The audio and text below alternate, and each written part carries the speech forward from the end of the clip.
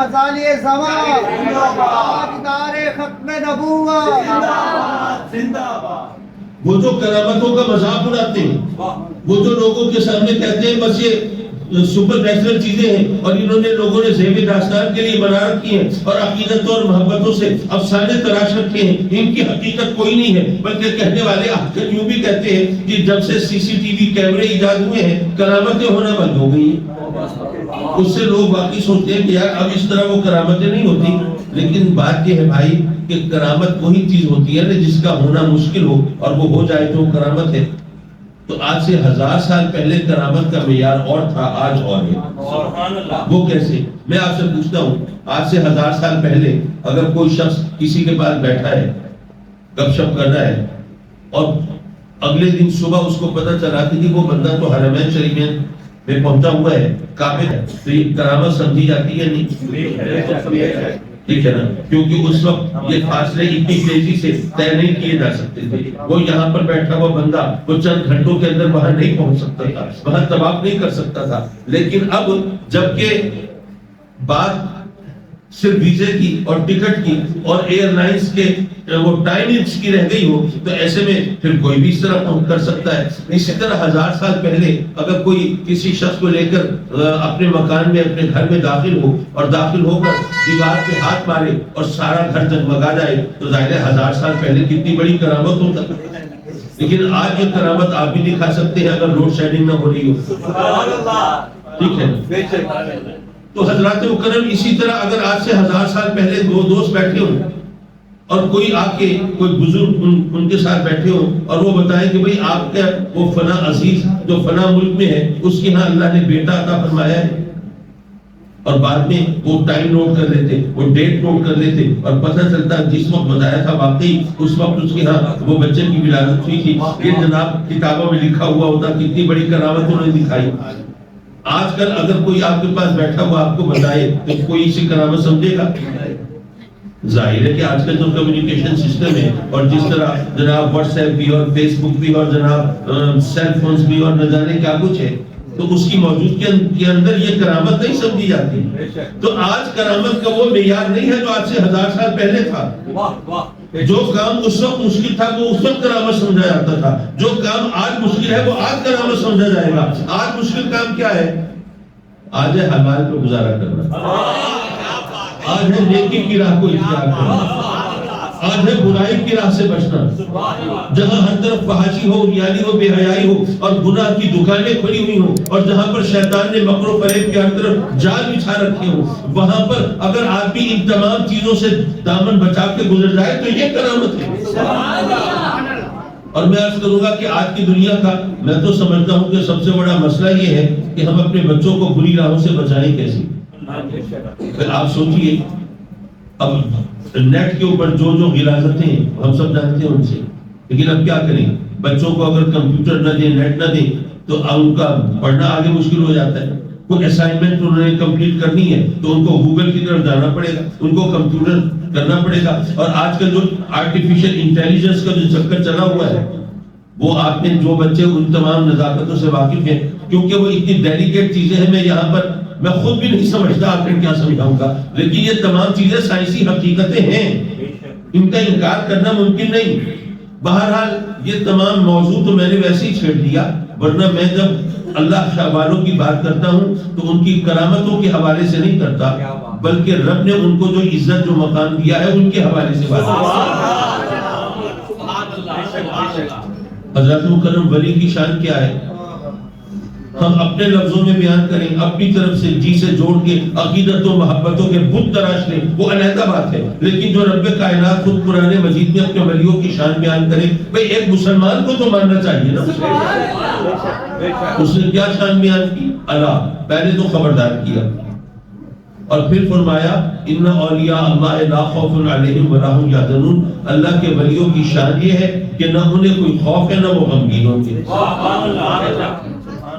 اچھا بات اللہ کے ولیوں کی ہے، اچھا ولی کسے کہتے ہیں؟ پہلے تو یہ ذہن میں ہونا چاہیے۔ بہت سی باتیں ایسی ہوتی ہیں جو ہم نے کئی بار سنی ہوتی ہیں لیکن پھر وہ ذہن سے محو ہو جاتی ہیں، تو میں ذرا دہراتا چلوں۔ ولی کا لفظ جو ہے یہ ڈرائیو ہوا ہے، یہ مشتق ہے ولا سے، اور ولا کہتے ہیں دوستی کو۔ ولا کہتے ہیں محبت کو، ولا کہتے ہیں قرب کو، یعنی ولا کا مطلب ہوا محبوب، ولا کا مطلب ہوا دوست، ولا کا مطلب ہوا مقرب. اللہ کا ولی اللہ کا محبوب، اللہ کا ولی اللہ کا دوست، اللہ کا ولی اللہ کا مقرب. یہ سیدھا سادہ مطلب ہے. اچھا یہ اب جب مطلب یہ ہے تو اب ذرا سوچئے، اگر کوئی، میں آپ سے پوچھتا ہوں آپ کے علاقے میں اگر کسی منسٹر کا، گورنر کا، وزیر، چیف منسٹر کا، پرائم منسٹر کا کوئی دوست رہتا ہو تو کیا خیال ہے، وہ کچھ کر سکے گا کہ نہیں کر سکے گا؟ ظاہر ہے کہ میں نے تو خیر بہت اونچے نام لے لیے بھائی، وہ ان کی بات چھوڑیے. کسی ایس ایچ او یا ڈی ایس پی کا کوئی دوست ہو تو لوگ اس کی بھی اگاڑی پچھاڑی سے بچنے کی کوشش کرتے ہیں، ٹھیک ہے نا؟ تو یارو کسی ایس ایچ او، کسی ڈی ایس پی، کسی سرکاری افسر یا کسی جج یا کسی منسٹر کا کوئی دوست ہو، وہ تو بہت کچھ کر سکے. اور لوگ کہتے ہیں کہ اللہ کے ولی جو ہے نا ان کے پلے کچھ نہیں ہے، وہ کچھ نہیں کر سکتا. تمہیں یہ بھی نہیں پتا کہ ولی کہتے کسے ہیں؟ ولی کہتے ہیں دوست کو، محبوب کو، مقرب کو. تو جو یہ ان افسروں کے، وزیروں کے دوست ہو وہ تو بہت کچھ کر سکے، اور جو اللہ کا محبوب ہو تم کہو وہ خود بھی نہیں کر سکتا. تو ہمارا ایمان ہے اللہ کے جو ولی ہیں ان کی شان تو یہ ہے. لیکن مولا ایک بات سمجھ نہیں آئی، تیرے ولی ہیں نا، تیرے دوست ہیں، تیرے محبوب ہیں، انہیں کوئی خوف نہیں، انہیں کوئی غم نہیں، تو بات سمجھ میں آتی ہے کہ وہ تیرے محبوب ہیں تو وہ تیری پناہ میں ہوں گے، وہ تیری امان میں ہوں گے، تیری رحمتوں کی چھاؤں میں ہوں گے، تیرے انعام و اکرام سے سرفراز ہوں گے. تو مولا ان کو کوئی خوف نہیں ہونا چاہیے، ان کو کوئی غم نہیں ہونا چاہیے. یہ بات تو ٹھیک ہے، لیکن مولا اس میں ہمیں خبردار کرنے کی بات کیا ہے؟ بھئی آپ سوچئے، آپ کہیں کسی کالونی میں، محلے میں رہتے ہیں اور کوئی بندہ آپ سے کہے کہ آپ خبردار ہو جائیں، آپ کا جو فلاں پڑوسی ہے نا اس کو نہ کوئی خوف ہے نہ کوئی غم. آپ کہیں گے بھئی وہ اپنے گھر میں خوش ہے، اللہ خوش رکھے، اس میں مجھے خبردار کیوں کر رہے ہو؟ بھئی ہم نے اس سے کوئی پنگا نہیں لیا ہوا، کوئی مقدمے بازی نہیں کی ہوئی، ہماری کوئی اس سے محاذ آرائی نہیں، کوئی پنجہ کشی نہیں، کچھ نہیں. تو اگر وہ اپنے گھر میں خوش ہے تو اس میں مجھے خبردار کرنے کی کیا بات ہے بھائی؟ تو مولا وہ تیرے ولی ہیں، وہ تیرے دوست ہیں، تیرے محبوب ہیں، تو یقیناً ان کو خوف اور غم سے محفوظ ہونا چاہیے، تیری پناہ میں ہونا چاہیے. لیکن اس میں ہمیں خبردار کیوں کیا جا رہا ہے؟ اس بات کو ذرا سمجھنے کی ضرورت ہے. دیکھیے آج کل تو ماشاءاللہ کوئی منسٹر، کوئی گورنر وغیرہ کوئی آ رہے ہوں تو دور سے پتہ چل جاتا ہے کوئی مصیبت آ رہی ہے. لیکن پرانے زمانے میں تو یہ تمام ایکوپمنٹس، یہ ہوٹرز لگی ہوئی گاڑی اور سب کچھ نہیں ہوتا تھا. تو پرانے زمانے میں اگر بادشاہ نے نکلنا ہے تو کیا ہوتا تھا؟ ہو سکتا ہے کہ آپ نے افسانوں، ناول کی کہانیوں میں پڑھا ہو، یا یہ بھی ممکن ہے کہ اللہ نے اگر آپ کو توفیق دی ہو تو آپ نے فلموں میں، ڈراموں میں دیکھا بھی ہو کہ ایسا ہوتا تھا کہ جب بادشاہ نے گزرنا ہوتا تھا تو آگے نقیب چلتا تھا، آواز لگاتا تھا. اردو میں نقیب کہتے ہیں، انگلش میں HERALD، ہیوالڈ کہتے ہیں. اپنی ملتانی یا پنجابی میں کیا کہتے ہیں اس کے لیے میں معذرت ہوں، مجھے نہیں معلوم. بہرحال وہ آواز لگاتا تھا، باادب، ہوشیار، بادشاہ وقت جلوہ فگر ہو رہے ہیں، ایک طریقہ ہوتا تھا. فرض کیجئے پرانا زمانہ ہے، بادشاہ کی سواری آنے والی ہے، نقیب آواز لگاتا ہے، نگاہ روبرو، باادب، با ملاحظہ، ہوشیار، خبردار، ذل الہی، جہاں پناہ، شہنشاہ وقت، جلوہ فگر ہونے والے. اب جناب نقیب نے آواز لگائی تو ایک بندہ پہنچ گیا اس کے پاس. بھائی بادشاہ آ رہے ہیں نا، کوئی چور ڈاکو تو نہیں آ رہا کہ ہم اپنی دکانیں بند کر لیں، مال چھپا لیں، بھاگ جائیں کہیں؟ کوئی خونی قاتل، کوئی دہشت گرد تو نہیں آ رہا کہ ہم اپنی جانیں بچانے کی فکر کریں؟ بھئی بادشاہ آ رہا ہے نا، تو بادشاہ تو رعایا کی جان و مال کا محافظ ہوتا ہے. اچھا پرانے زمانے میں بادشاہ ایسے ہی ہوتے تھے. اگر آج آپ کو بات سمجھ نہ آ رہی ہو تو میں معذرت ہی کر سکتا ہوں. تو اگر نقیب سے کسی نے سوال کیا ہوگا کہ بادشاہ کی سواری آ رہی ہے، رعایا کی جان و مال کے محافظ کی سواری آ رہی ہے، پھر خبردار کیوں کر رہے ہو؟ کوئی چور یا قاتل تو نہیں آ رہا؟ تو نقیب نے جواب دیا ہوگا کہ بھائی خبردار اس لیے نہیں کر رہے کہ تمہیں اپنی جان و مال کی فکر کرنی ہے، کوئی چور قاتل آ رہا ہے، نہیں، خبردار اس لیے کر رہے ہیں کہ شہنشاہ وقت کی سواری آ رہی ہے. تمہیں اگر خبر نہ ہوئی، پتہ نہ چلا، تو ممکن ہے لا علمی میں، بے خبری میں تم سے نادانی ہو جائے، تمہاری زبان سے کوئی ایسا جملہ نکل جائے یا تم سے کوئی ایسی حرکت سرزد ہو جائے جو بادشاہ کو ناگوار گزرے، اس کو غصہ آ جائے. اور ظاہر بادشاہ کے قہر و غضب کا نشانہ بنو گے، پھر حشر کیا ہوگا؟ تو تمہیں خبردار اس لیے کر رہے ہیں کہ ذرا اپنی زبان پر، اپنی نگاہ پر، اپنی حرکات و سکنات پر ذرا قابو رکھنا، کہ کہیں بے خبری میں بادشاہ کے قہر و غضب کا نشانہ نہ بن جاؤ۔ بلا تشبیہ و بلا تمثیل عرض کروں گا، رب کائنات نے بھی اپنے بندوں کو خبردار کیا، اے میرے بندوں خبردار ہو جاؤ، یہ میرے ولی ہیں، یہ تو خوف اور غم سے محفوظ ہیں، یہ میری امان میں ہے، پناہ میں ہے، لیکن اگر تم نے نادانی میں، غفلت میں ان کو ڈرانے کی کوشش کی یا ان کو دکھ دینے کی جسارت کی تو تمہارا حشر کیا ہوگا، اس حشر سے خبردار ہوگا۔ حضور غزالی زمان۔ اور یہاں پر ایک نزاکت اور بھی ہے، وہ بھی ذرا سمجھنے کی ہے۔ دیکھیے اللہ نے فرمایا میرے ولیوں کو نہ کوئی خوف نہ کوئی غم۔ اگر آپ غور کریں، خوف اور غم دونوں ایک ہی چیز کے نام ہیں، ایک ہی چیز ہے، فرق ہے تو صرف زمانے کا ہے۔ آنے والے زمانے کی بات ہو تو خوف، گزرے ہوئے زمانے کی بات ہو تو غم۔ الیکشن ہونے والے ہیں تو الیکشن لڑنے والوں کو خوف ہے کہ کہیں ہار نہ جائے، اور الیکشن ہو چکے تو ہارنے والوں کو غم ہے کہ ہار جائے۔ امتحان ہونے والے ہیں تو امتحان دینے والوں کو خوف ہے کہیں فیل نہ ہو جائے، امتحان ہو چکے تو فیل ہونے والوں کو غم ہے کہ فیل ہو گئے۔ تو جو چیز آنے والی ہو اس کا خوف، جو ہونے والی ہو اس کا خوف، اور جو ہو چکی گزر چکی اس کا غم۔ آنے والے زمانے کی بات خوف ہے، گزرے ہوئے زمانے کی بات غم ہے۔ اللہ فرماتا ہے میرے ولیوں کو نہ کوئی خوف ہے نہ کوئی غم۔ یارو اگر اس بات کو میں اپنے لفظوں میں بیان کروں تو یوں عرض کرنے کی جسارت کروں گا کہ رب کائنات نے گویا یہ فرمایا کہ اے میرے بندو یہ میرے ولی ہیں، آنے والا زمانہ آتا رہے ان کو ڈرا نہیں سکتا، گزرنے والا زمانہ گزر جائے ان کو غم دکھ دے نہیں سکتا۔ اگر میرے ولی ہیں وہ ہیں جن کا زمانہ کچھ نہیں بگاڑ سکتا، تمہاری اوقات کیا ہے، خبردار ہو جاؤ۔ سبحان اللہ، نعرہ تکبیر، نعرہ رسالت، نعرہ خلافت، اذان حضور غزالی زمان۔ جب ولیوں کی یہ شان بیان ہوئی تو صحابہ کرام نے عرض کیا آقا بھائی سرکار ذرا یہ بھی بتا دیجیے ان کو پہچانیں گے کیسے، ان کو شناخت کیسے کریں گے؟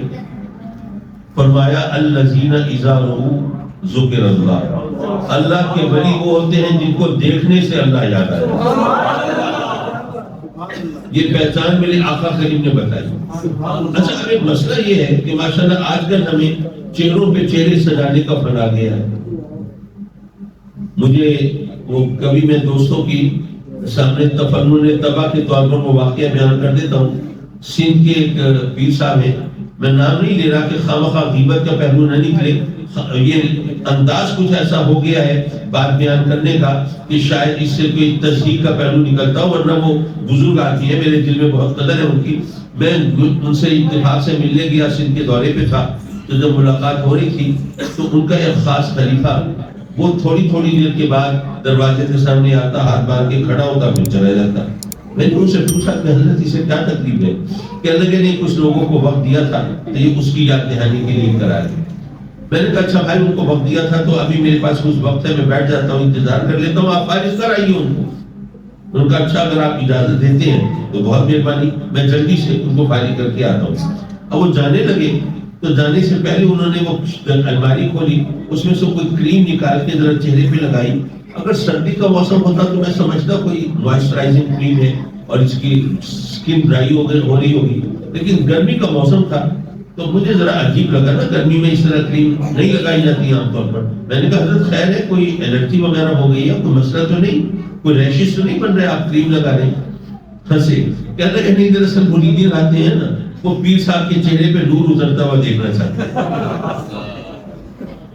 جب میک اپ کے سہارے نور اتر رہا ہو تو ظاہر ہے کہ پھر دیکھ کر پہچاننا مشکل ہو جاتا ہے۔ اچھا حضرت بایزید بستامی رضی اللہ تعالیٰ عنہ کا بڑا عجیب قول ہے،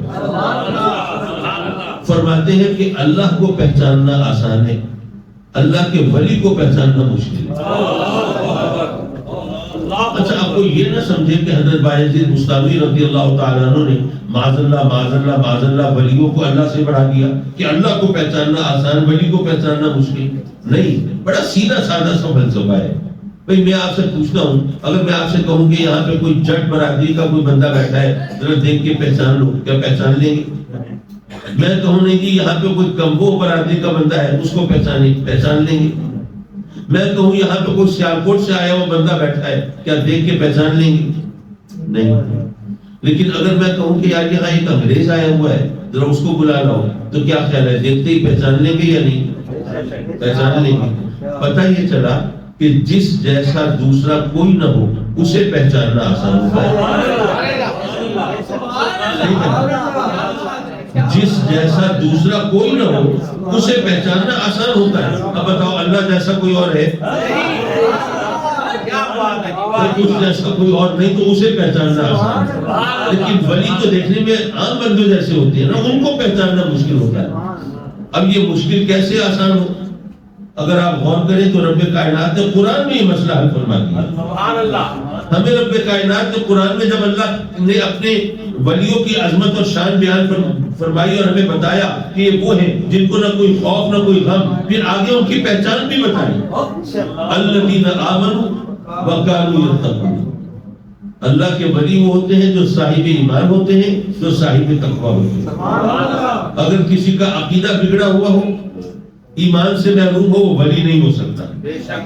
اور اگر کوئی تقویٰ کے معیار سے گرا ہوا ہو، وہ بھی ولی نہیں ہو سکتا.